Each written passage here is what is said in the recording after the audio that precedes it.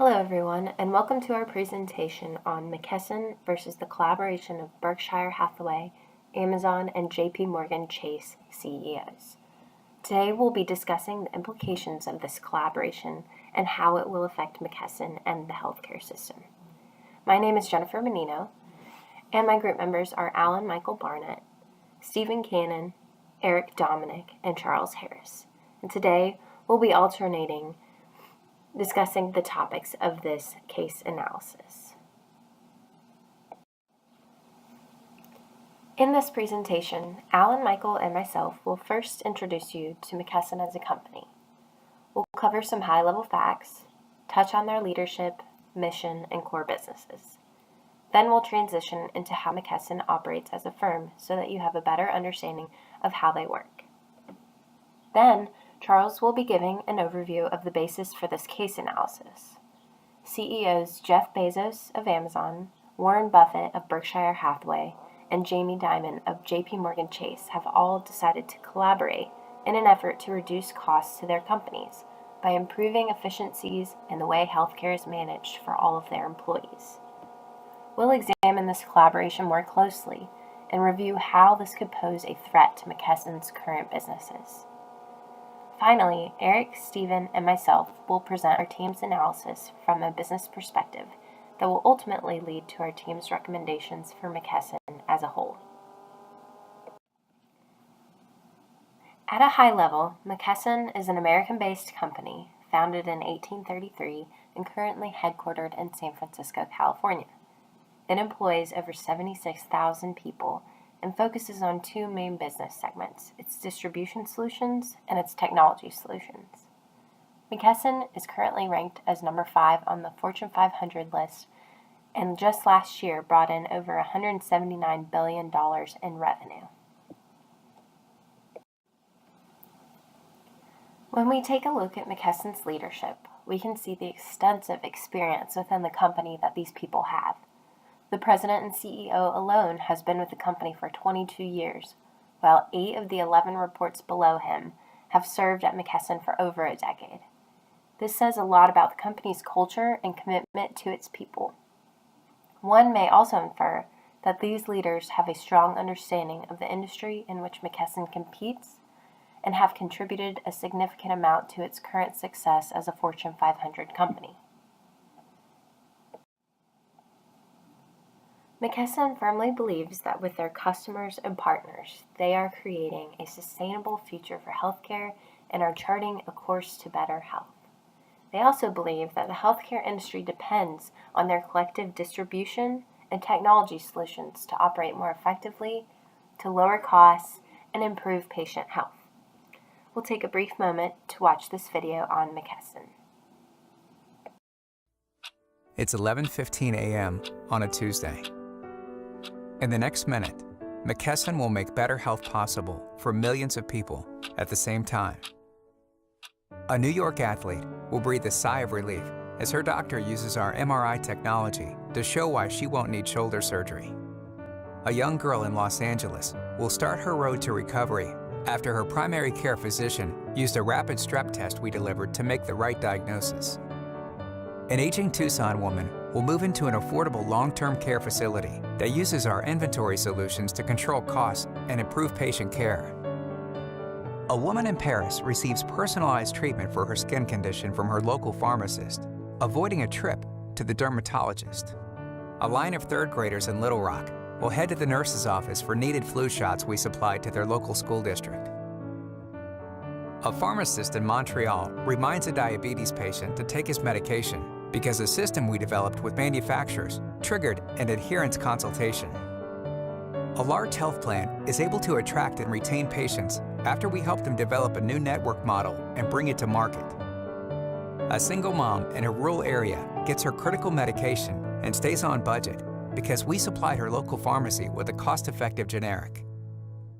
This is the difference McKesson makes in 1 minute. This is the difference we make every minute.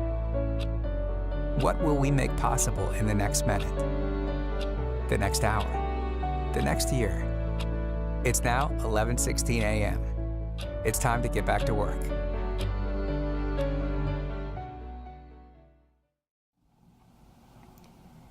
This slide provides a fantastic overview of McKesson's business and emphasizes the vast reach of the company. Its lines of business involve the distribution of pharmaceuticals at the retail level, as well as the provision of medical supplies, health information technology, and care management products. As you can see in the bottom icons, McKesson delivers 1/3 of all prescription medicine in North America and serves millions of customers across 13 countries in Europe with the help of its 78,000 employees worldwide. Here we're going to take a closer look into the business units within the Drug Distribution and Technology Solutions business units. So first we have McKesson Medical Surgical, and this group really focuses on the clinical laboratory supplies such as lab equipment, glassware, specimen collection, and eye wash solution. They also distribute apparel such as gloves, surgical scrubs, face masks, and lab coats.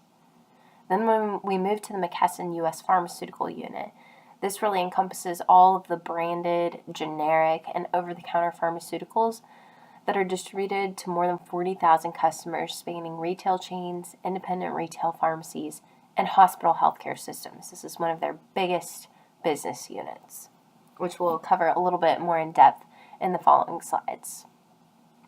In terms of McKesson Specialty Health, this group hones in on specialties such as oncology, rheumatology, ophthalmology, internal medicine, and several other areas that require careful consideration when it comes to the distribution of their products. Then we'll jump down to the Pharmacy Systems and Automation business unit. So this group of people works on the software to improve efficiencies and meet business goals within retail pharmacies. So anything having to do with their computer systems that can help with their inventory, etc. And then the last two buckets include McKesson Canada and McKesson Europe, which goes to show and represent the global expansion of McKesson outside of the U.S., as alluded to in previous slides. But for the purpose of this presentation, we'll focus more on the United States-based business. Market share is a key concept for any business to have a hold on. Globally, markets in healthcare are expanding rapidly. When we take a look at the population in the U.S. and Europe combined that is age 65 and older, we're talking nearly 118 million people that are most likely going to be on some form of medication or receive health care. Within those populations, people will be getting their medications, whether retail or in hospital, through 59,000 U.S. pharmacies and greater than 90,000 pharmacies in Europe. As these numbers continue to grow, so will McKesson's opportunity to expand its business. As previously mentioned, McKesson's largest business unit, North American Drug Distribution, is without question its largest source of revenue. It represents 84% of the dollars brought in from its total 2017 revenue of $198.5 billion. International pharmaceutical distribution, despite its possible larger market share, only brings in a mere 18%, with all of their business units covering the remaining 3% of revenue. McKesson also has an impressive cash flow of $4.7 billion, up 29% year over year, indicating the continued success of the North American Drug Distribution Unit. Although it's had incredible successes and the global markets continue to grow, McKesson is still looking to transform the company from just simply a wholesale distribution and technology company to expand its capabilities. The firm wants to be seen to its manufacturers and suppliers as a valuable partner and customer, and move towards a more patient-focused rather than product-focused company. Lastly, they're looking to transform the way data collection is used in order to improve processes and create more efficiencies. Next, we'll take a look into how McKesson keeps their costs low. So, how does McKesson keep their internal costs relatively low? Well, they invest the majority of their infrastructure cost into manufacturing, distribution, and treatment facilities that are considered to be freestanding. McKesson has relationships with hospital-based platforms, but they don't have much interest in owning them. Freestanding and hospital-based facilities promote different benefits and disadvantages. For instance, freestanding facilities' reimbursement rates are typically 50% of what the same services would be for hospital-based facilities, meaning that the profits to be made per session are significantly lower. On the other hand, hospital-based locations have much greater operating costs in comparison. This is due to maintaining regulatory compliance with hospital conditions and participation requirements, while also maintaining structural requirements for state licensure and the ludicrous salary rates they have to pay. Also, the fact that freestanding facilities are not typically open 24/7, they're able to reduce some of their operating costs. One of McKesson's executives recently stated that commercial payers are increasingly forcing hospital leaders' hands in deciding whether to buy or partner with non-acute settings. For reference, non-acute settings refer to surgery centers, physician clinics, long-term care, etc., that's defined as a specialization. The issue they are having is pricing and cost. To avoid paying increasingly higher reimbursement rates at hospital facilities, some payers are denying patient claims in full for medical services considered non-emergent. Therefore, not only is treatment more costly for customers at hospitals, they're also becoming less likely to receive the treatment in general. And for example, we'll go into a cost difference comparison. So typically the difference between a MRI at a clinic versus an MRI at a hospital is almost $1,000. And it's not really the pricing decision that's made, it's more or less the cost structure. Hospitals need to reconsider how they price their products and services to stay competitive. In order to compete with freestanding centers, they have to take a look at their cost structures and manipulate those differently in order to be competitive whatsoever. I can attest to this firsthand. Earlier this semester, I passed out in my kitchen, hit my head on the granite counter, and suffered a concussion. Luckily, one of my roommates was home. She drove me down to the clinic. It wasn't considered a non-acute care setting. Therefore, they refused to see me with their limited experience and diagnosis procedures. Instead of receiving treatment there, which would have been much cheaper, I was taken to the nearest emergency room. Upon arrival, I was treated with a bag of IV fluid and hooked up to a heart rate monitor. After about an hour and a half or so under their care, they sent me on their way. They never diagnosed the severity of the concussion or ever gave me a reason why I passed out. So a few weeks later, I received a bill in the mail, and my jaw literally hit the floor when I saw the total cost of the statement. I'd been charged nearly $2,000 for an IV fluid bag and just to have my heart rate measured. I felt ripped off, and it'll never happen again. Now, what McKesson is doing is they've purposely built a model that isn't hospital-based nor accredited, so they can leverage much cheaper cost structure. They do have some ownership over freestanding surgery centers, but not many are integrated within the hospital system. Next, we'll take a look at McKesson's slow expansion plans and some of the innovation challenges. Organizations are trending towards shifting their focus from inpatient to outpatient care services. Institutional aversion to risk and limited access to capital are two of the biggest roadblocks within the ambulatory market. McKesson has jumped on board with the trend. However, they're having to rearrange their mindset. McKesson usually competes with companies that have entrepreneurial tendencies, whereas within the new ambulatory market, it's somewhat of a new idea, especially of large scale. Some companies have experimented and implemented systems within this realm, but they've experienced subpar results. McKesson's approach before entering new sectors and revenue streams tends to be a slow and deliberate process. Due to McKesson's market and financial positioning, they don't need to generate revenue or profits as quickly as smaller companies. Therefore, when it comes to something like this, McKesson sets back, analyzes the move and processes that their competition makes, and learns from their results at their cost rather than their own. This allows McKesson to save on capital and operating expenses for experimentation purposes, and they're allowed to dedicate those resources elsewhere. Once McKesson's upper management puts their heads together around the results, get a plan, before they're able to move forward within the implementation process, they come up with the exact timeline of the market, capital expenses, operating expenses, etc., so they can enter the market with little friction and have the best results possible.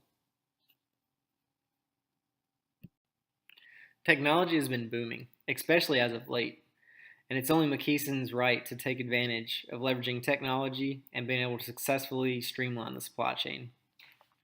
It's critical for health systems to recognize inefficient areas in a supply chain, correct those deficiencies at a reduced cost, and provide optimal patient care. With such a large customer base and approximately 95% seeking care services in non acute settings, this is becoming increasingly important. For example, Walgreens, a retail pharmacy, can track how flu like symptoms spread throughout populations based on demographics and product sales. Through data utilization, they know when to provide vaccination programs and the quantity to provide to different locations beforehand so they can cut costs on overnight shipping and keep their overstock products lean. Most healthcare providers are starting to learn the power of data and how they can maximize their supply chains based on it. McKesson uses the data in the same way Walgreens does and are able to maximize the efficiency of their supply chain and keep their operating costs low. McKesson has been leveraging their large global scale for decades, analyzing geological spread of diseases across the globe and which regions are more susceptible to particular illnesses. One of the most underrated aspects to a company's success is their relationship with their customers. Managing supporting patients before, during, and after their visit has seen drastic changes over the past few years. Technology has been increasing in use and capacity and must continue to be emphasized more and more to give customers the best experience possible. McKesson has continuously improved their reach to customers and have created a digital platform making it easier for consumers to reach them. The mobility and convenience afforded by digital health platforms and devices is invaluable. McKesson's digital platform allows customers to enter their personal information that's collected and stored in a database. The platform itself shows the patient treatment locations, procedures, and advice. It also provides phone numbers to contact customer care representatives. The system is set up to allow the customer care representative to manage the patient quickly and effectively based on their stored information, making the customer feel like more than just a number. This also helps them avoid long waiting lines once they arrive to a clinic. It keeps the customer coming back and back again and again to use McKesson. Despite all of the positives of being a Fortune 5 company by revenue and a leader in the healthcare industry, McKesson could soon be dethroned as king in this field. Debates involving the healthcare industry and its unfathomable hikes in costs have left many searching for solutions to this issue. Although many have attempted a healthcare reform, results have been minimal at best. However, there are a new set of players looking to infiltrate this extremely lucrative industry with hopes of transformational change. In life, the best things come in sets of three. Thus, while we hear many people renounce the famous phrase, third time's the charm. Still not convinced? How about three peas in a pod, the Three Stooges, Three Amigos, and even Three's Company? These metaphors are never ending, but we would like to focus on a specific set of three well-known CEOs looking to transform the American healthcare system as we know it. Considering a name has not yet been curated, we will refer to these gentlemen as the Big Three. This collection of Fortune 500 CEOs include Jeff Bezos of Amazon, Jamie Dimon of JP Morgan Chase, and Warren Buffett of Berkshire Hathaway. Aside from being atop the list of multi-billionaire businessmen, these three gentlemen also share another common interest. One in particular is the state of healthcare in America. Amazon, JP Morgan Chase, and Berkshire Hathaway are well known for their ability to generate revenue and remain industry leaders in their given fields. Thus, when these three CEOs announced on January 30th, 2018, their plans to create a joint venture firm that would rival healthcare giants, all of America took notice. In fact, the announcement of this venture firm was so prominent that major healthcare industry shares dropped by a combined $30 billion within the first 2 hours of the announcement. For those who are wondering why this move makes sense for Bezos, Buffett, and Diamond, the answer is simple. Combined, there are more than 1 million employees between the three firms. If combined, their payroll would become the second largest in America, only behind Walmart, with a staggering 2.3 million employees. The interesting thing about these three aforementioned firms is their healthcare employee benefit plan. Each of these firms operate as a self-insured employer. This means the company of the ill employee is directly responsible for footing any medical and healthcare bills their employees may incur. Where many other firms rely on insurance companies to help mitigate the costs, Amazon, JP Morgan Chase, and Berkshire Hathaway alike remove the middleman from the equation and handle the expenses themselves. As healthcare costs continue to skyrocket at a rate faster than inflation, it has become increasingly expensive for these firms to operate as self-insured employers. Thus, the Big Three has unified in hopes to create a healthcare firm that will lower each organization's healthcare costs by 15 to 20%. The premise of this firm is that it will operate more as a nonprofit as opposed to a for-profit entity. The plan is to start off small and work solely with their personal firms first. After progress and results have been made, operations will gradually expand to help other firms join in on the savings. According to Jamie Dimon of Chase Bank, the issue with the American healthcare system is the way healthcare officials are compensated and incentivized. America spends twice as much as other high-income countries on healthcare. This is because the industry workers are paid based on frequency of services patients utilize instead of keeping people healthy and long-term transformational results. Diamond also mentions that eliminating the middleman from the process will drastically reduce healthcare costs for his employees. Pharmacy benefit manager companies and insurers have too long provided a service to big pharmaceutical companies willing to charge a hefty percentage of 16 to 25% that is passed along the value chain until it reaches customers who are stuck paying for an overpriced service or drug. Amazon, Chase, and Berkshire Hathaway have all been known to maximize profits through vertical integration and by eliminating the middleman. The key areas of emphasis for the healthcare venture firm are wellness programs for the most chronic issues facing America, which include smoking and obesity, pinpointing high-cost drugs that are over and underpriced and that are most utilized or underutilized by employees, reforming the end-of-life care, reducing waste and fraud in the industry, essentially eliminating the middleman, and finally, improving easy access for employees to personal healthcare data. So Amazon, Berkshire Hathaway, and JP Morgan said that they're getting into healthcare. The three companies are going to start a new company. The CEO of this company has not yet been named, but it's going to have the aim of reducing healthcare costs and of changing the way that all three companies interact with the healthcare system. Warren Buffett, in the press release announcing this new company they're forming, likened the healthcare system to a tapeworm that is sucking energy out of the US economy. So there's a real interest in dramatically changing the way the healthcare system works. At the same time, nobody really knows what they're going to do, which is allowing the entire world to speculate about all the things that these three companies possibly could do. So the really interesting thing here is that Amazon is a company that sucks margin out of things.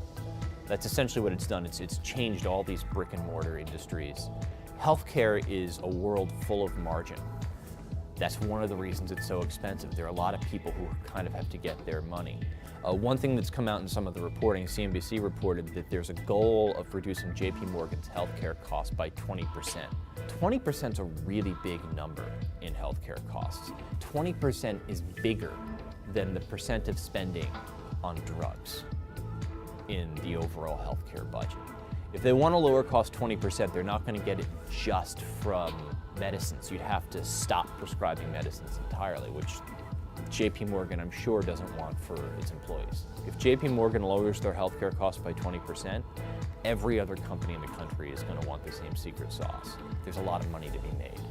One thing that's true is that the potential disruption to existing healthcare companies is probably a lot bigger than any business opportunity. And that's one of the problems in healthcare. We talk about how expensive healthcare is. Well, my expense is somebody else's salary. Lowering costs means somebody has to get less money somewhere. The money has to stop going into the pockets of healthcare companies and remain in consumers' pockets. It's very, very difficult to change the US healthcare system. It's kind of been created by the fact that years and years ago it was decided that health insurance was going to be a tax-free benefit employers could give, and the whole system was kind of built around that. And then we realized that costs were getting out of control. It's not easy to put that genie back in the bottle. I think everyone in the entire world wishes Amazon, Berkshire, and JP Morgan a whole lot of luck.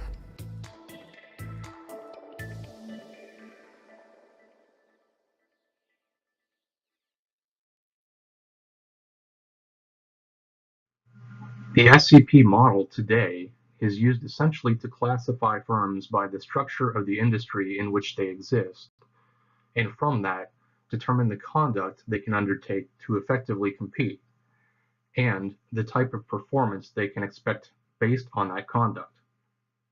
In McKesson's case, there are just a few significant competing firms in pharmaceutical distribution, Cardinal Health and AmerisourceBergen. There are many more medical supply distributors, but they don't also have the pharmaceutical distribution capability. The entry barriers are quite costly, and their products are both homogeneous for distribution and heterogeneous for specialized technical business solution services. So it's easy to identify the industry type as an oligopoly.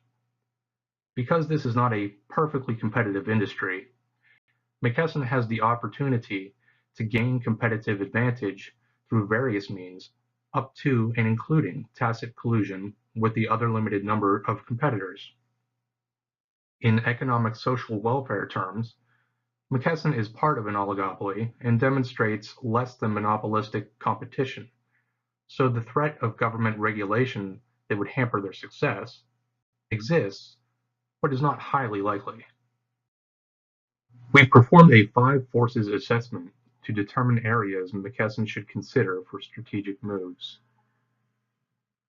There is a low threat of entry to an oligopoly such as this. The government has some barriers to entry. Specific licenses must be applied for and approved. If a new firm could receive the required licenses for handling, storing, and dispersing pharmaceuticals, there are still very significant capital requirements. It is very expensive to establish the required system of distribution. There are requirements to keep drugs like opioids completely separate, requiring duplicate parallel distribution networks. There are cold storage and cold shipping requirements for drugs and injections that must be kept at lower temperatures to remain effective. Additionally, this business also requires very close and trusted relationships with both suppliers and manufacturers of pharmaceuticals and medical supplies, and with the doctors, hospitals, and medical facilities purchasing the items that McKesson is distributing. Even the massive, well-financed Amazon, Berkshire Hathaway, JP Morgan venture team would have a lot of difficulty overcoming these barriers. Regarding the threat of rivalry, there are only a couple significant competitors in the industry, and they are all large, well-established companies with relatively similar levels of influence. Industry growth is slow. There is a lack of product differentiation if only considering these companies are providing a pharmaceutical distribution network, but considering each of these distributors has exclusive arrangements with specific manufacturers, one can conclude there is product differentiation. There is also some differentiation in the technical services provided, but that would represent a smaller part of the companies in this industry. Industry growth, due to more and more patients requiring the products McKesson distributes, has been steady in recent years. We conclude the threat of rivalry is fairly low. There really are no viable substitutes for the products and services provided. There is no alternative way of distributing these products, primarily due to the government regulations in place and the massive distribution network required to meet the needs of suppliers and consumers. In this industry, with McKesson's business model, the suppliers would be the drug manufacturers and medical supply manufacturers. There are a fairly limited number of suppliers, and these suppliers have other options for distribution of their products via McKesson's competitors. In many cases, they also have very unique products. Because of this, they have a good amount of leverage to dictate the terms of their distribution agreements. However, when drug patents expire, other manufacturers can immediately begin producing the same products. So there is some product differentiation, but relatively speaking, not a very high level. Drug manufacturers could consider supplying products direct to consumers as an attempt at forward vertical integration. The industry right now does not have a significant number of these arrangements. There is a lot of discussion of how to reduce overall medication costs to users, and cutting out wholesalers is part of that discussion. But any manufacturer attempting to adopt that model would face all the very significant barriers to entry described earlier. We conclude the threat of suppliers affecting McKesson's business is moderate. Buyers are plentiful in the pharmaceutical and medical devices industry. There are many thousands of pharmacies and physicians' offices and hospitals and medical facilities. They all must have the products that McKesson distributes in order to stay in business. The products they're purchasing are differentiated, and there's no real way for them to backward vertical integrate. So the threat of buyers is very low. Given nearly all threats to players in this industry are low, it indicates the level of performance would be very high, which is consistent with the financial performance of McKesson. It really should be no surprise that the financial powerhouses in the Amazon venture, with an established product distribution network, would think they could make a horizontal move into McKesson's industry. According to industry news reports, this joint venture has come to the realization that the entry barriers are too steep even for them, at least at this time, and they have put on hold their decision to move forward into pharmaceutical distribution. In an oligopoly with high performance and steep barriers to entry, there is not typically a whole lot of uncertainty in the strategy of the participating firms. So long as the structure of this industry remains stable, the government does not further restrict the regulatory parameters, and there are no viable disruptors, the firm's strategies can remain pretty solid. McKesson's concern should be the potential for the Amazon venture to come to fruition. They seem to be the only possible scenario right now for an industry disruptor. One way to adopt a strategy defending against a disruptor would be to consider real options, conceptually similar to financial options, but applied to real assets, like personnel and facilities.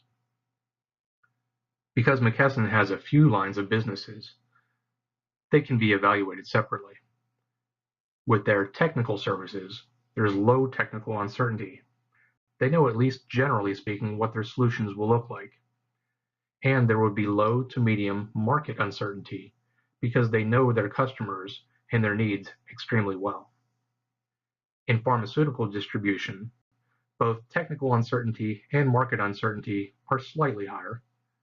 And for medical devices, technical uncertainty would be moderate, while market uncertainty would be high. So to position the company for the greatest potential real options value, in taking a defensive strategy against a market disruptor, we would recommend McKesson consider new developmental work be initiated for changes to the pharmaceutical distribution business line. For the sake of this presentation, I wanted to clearly come up with a good definition of differentiation. In reviewing our text and online resources, I came up with the following: the rarity to imitate products and services, specifically when implementing a vertically integrated, all-in-one healthcare solution for pharmacy and best business practices across the healthcare continuum.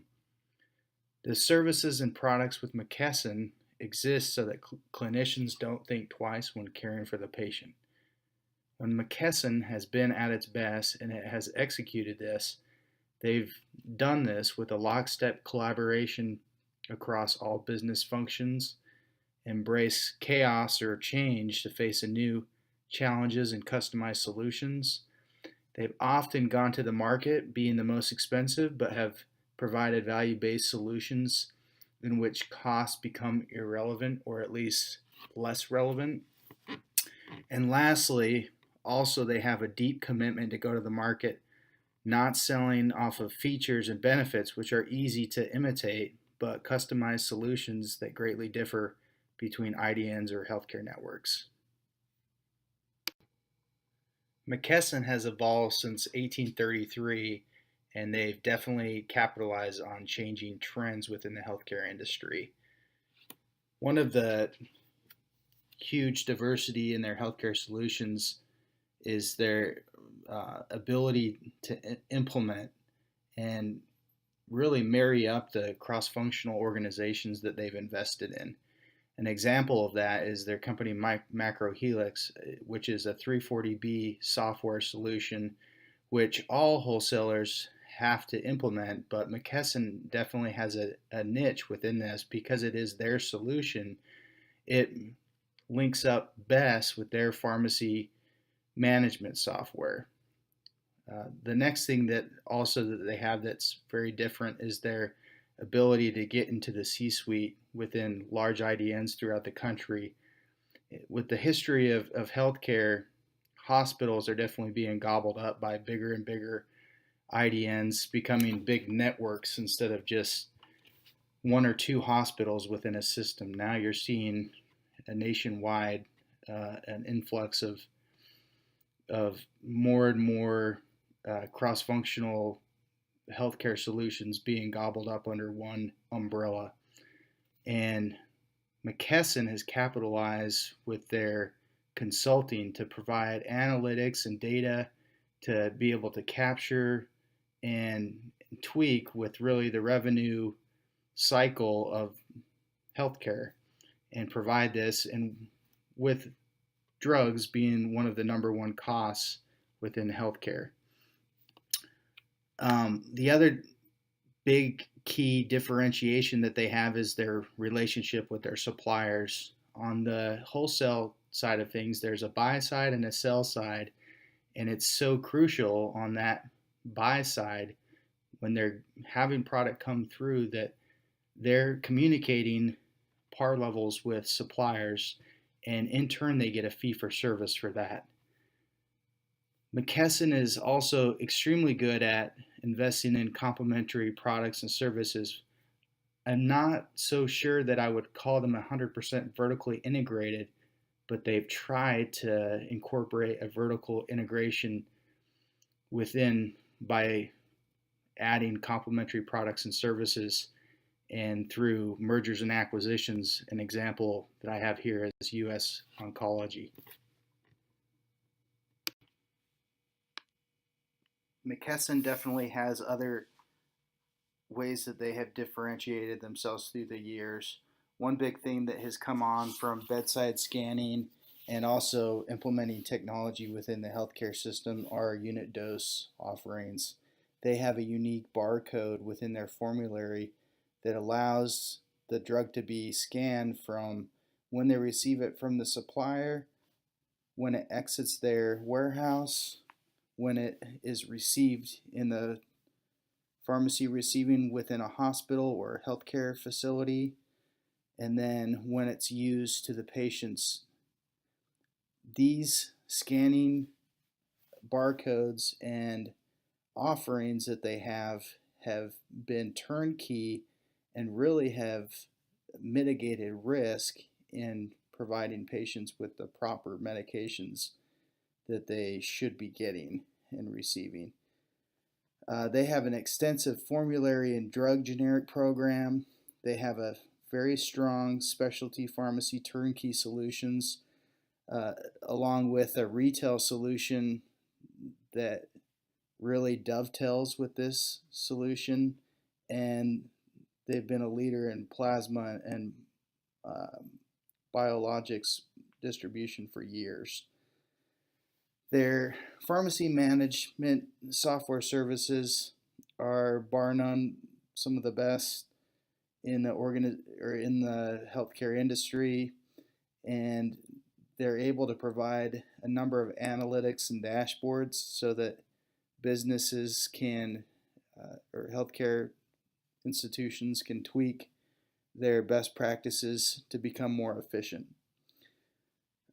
Lastly, I just wanted to call out their cross-functional selling across different businesses and really marrying up all of their companies. I used to have to compete with their sales organization, and they're extremely good at least on the surface, marrying up all the solutions and customizing it to that customer to where it just becomes irrefutable that they want to do business with McKesson. And 9 times out of 10, if we were to lose business or lose in a RFP, it was McKesson that was winning. And it's because of their ability to do this and implement programs on the spot. McKesson, Cardinal, and AmerisourceBergen have been the big 3 wholesalers in the United States for a long time now, competing for pharmacy pick, pack, and ship, wholesale services, having complementary companies that have gone in and out of their umbrella of offerings. It's really been like a game of musical chairs between mergers and acquisitions, and also just within the customers themselves. They'll lose one, then they'll gain one, and it really is just an ever-going cycle and battle. Changing the industry status quo could be comparable to someone moving the Smoky Mountains to the Memphis area, I would say. It's going to be a pretty hard change. I worked for AmerisourceBergen, and there were times when I compared our nimbleness to the ability to pivot like a gigantic cruise ship making a 180-degree turn in the water, or even a 90-degree turn. It really takes time. So some big things that breed different for Amazon compared to other companies that have tried to tap into the market but have failed. Amazon really breeds and exudes creativity in their culture. They have proven that they can deal with thousands of line items and deliveries all over the world, and they, like the big 3, have miles of conveyor belts within their pick, pack, and ship systems. The core business to imitate the big 3 would be that, pick, pack, and ship. They also have resources. An H.D. Smith or any other small wholesaler that has really tried to make a move on these 3 just don't have the money to keep failing so that they can operate to get over the hump of beating out their competition through price or many other factors, just their offering as a whole. So it could be a painful leap for somebody like Amazon, but like some good long-term investments, it really could evolve into a huge dividend for Amazon and really change the market. The other thing that I think that Amazon could do better than the big 3 is change and evolve the payer model. It's so very traditional. There's a buy side and a sell side within the wholesale industry. I don't know if that would change as much, but the go-to market experience with IDNs throughout the country, it's very comparable, and I think Amazon could really shake that up. The next thing that I wanted to talk about was really I have yet to find a solution in healthcare, and I think it would make me a millionaire or billionaire if I could have a healthcare solution and offering that provides a quality of care, B, access to care, and C, cost of care perfectly. It seems like you can only have two of those. That if it's quality and access, then cost is going to get cut. Or if it's cost and quality, that access is going to get cut. So it's one of those triangles within healthcare that is just an ever-going problem. I think Amazon could bring more creativity to this problem to really create a solution, again, that's different and creative to gain access to more savings and put more money back in the pocket of the patient. And lastly, I think that Amazon could bring better transparency to the drug market with drug pricing. Pricing differs, and it's within even the specialty from brand to generic. They could create some kind of formulary where it would be a little bit more win-win and try to dissipate as much of the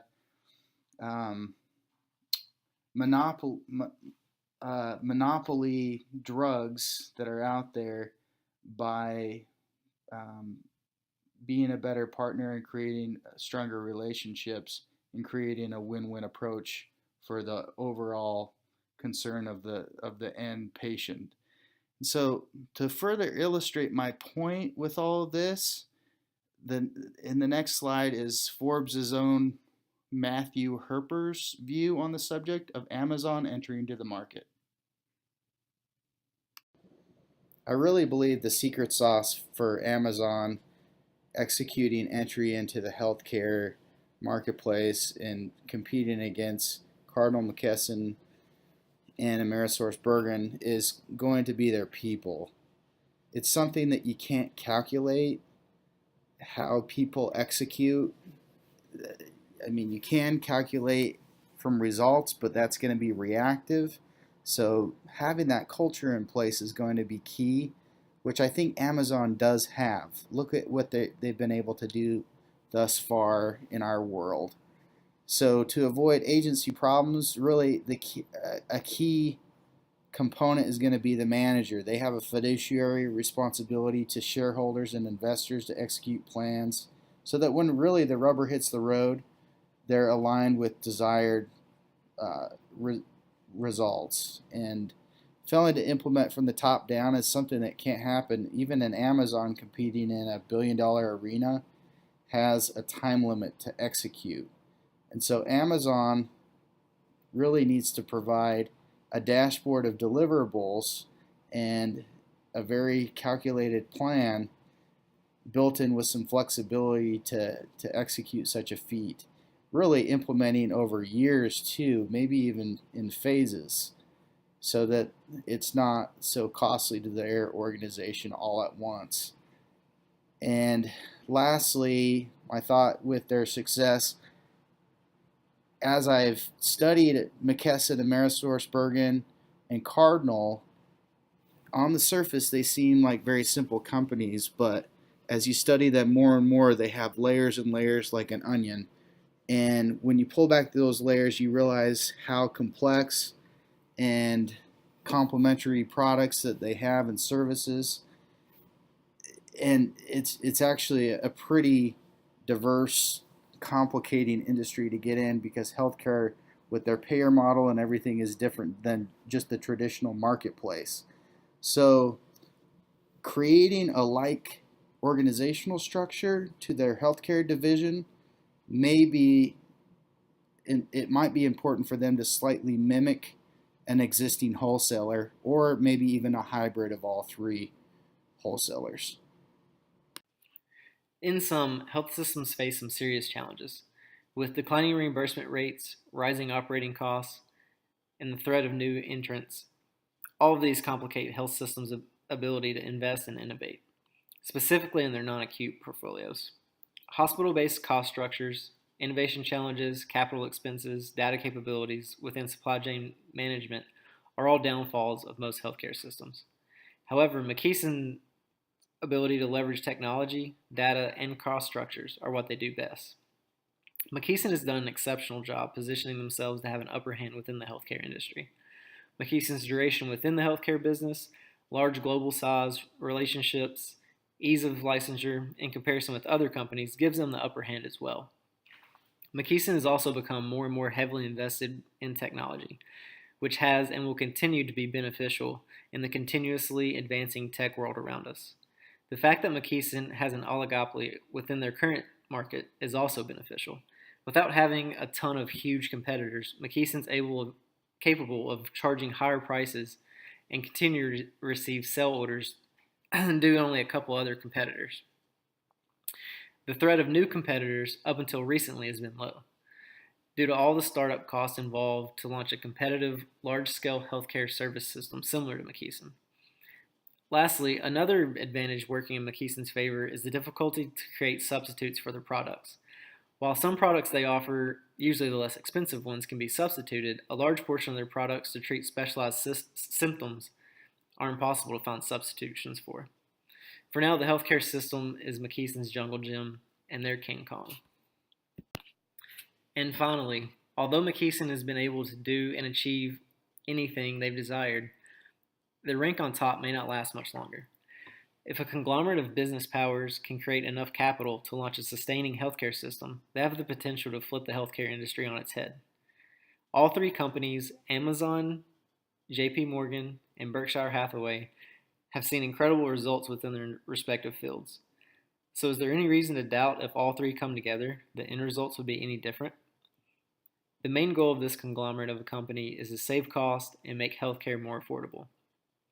As we mentioned already, the main headaches that they will be addressing are the higher cost healthcare services and products, including end-of-life care, chronic illnesses, high-cost overutilized drugs, low-cost underutilized drugs, and cutting out the middleman in the process.